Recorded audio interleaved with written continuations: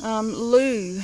Lou was my daughter's cockatiel, and she was gorgeous. She lived in the aviary with all the other birds, but then the girls both said, "Can we bring a bird inside each?" And I'm thinking, okay. So they picked one each. I said, "You bring them in for a couple of hours, and then they go back to the aviary." So they did that. There was Joey and there was Lou, and they'd come in and they'd fly around the house and freak out at first because they were aviary birds. But the girls worked with them and calmed them down and trained them to sit on their head and everything, and it was awesome. It was awesome. And this went on for quite a while, and they got cages as well, so the birds could have a sleepover for a night, and they loved it because they got treats, special treats, and in winter they were in a nice warm house and sitting by the fire and everything. In summer they had the aircon, but they'd always go back out to the aviary, and which was good because when we go on holidays, they were fine. But anyway, one day Joey and Lou were in the house, and Lou flew into a room. The door shouldn't have been open. And the room had a fan going, a ceiling fan, and Lou hit the fan. And I remember I was in the lounge with my husband, and both my daughters and their friend came out. My daughter was holding Lou, and she came out and she goes, "Mum, Lou hit the fan," and she fell, and there was blood coming out of her beak and neck.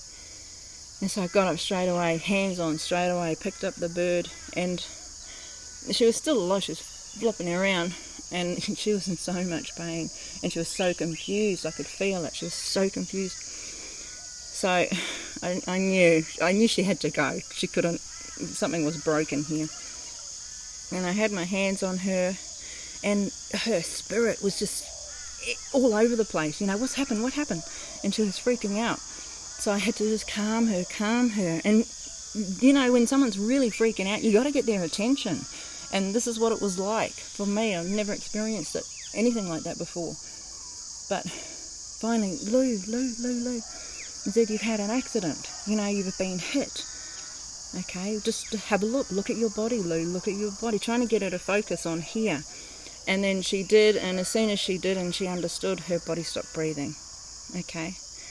But then her spirit was still a bit antsy.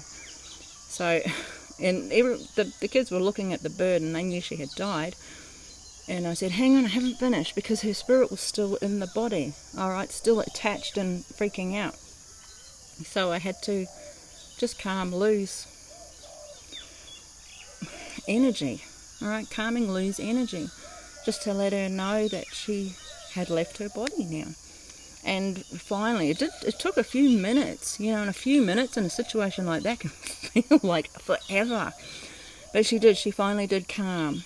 And then she looked at me and she realised, that's it. Okay, that's it. I know where I am now. I'm not in my body now, I'm here now. And she was like, okay after that. But yeah, just that initial being hit by the fan and not understanding what was happening. Far out. Clear. Anyway, yeah, just be careful and calm yourself as well. You've got to remain calm. And after anything like that happens and you've helped an animal or even a person to transition, ground yourself. Have a talk with your spirit team.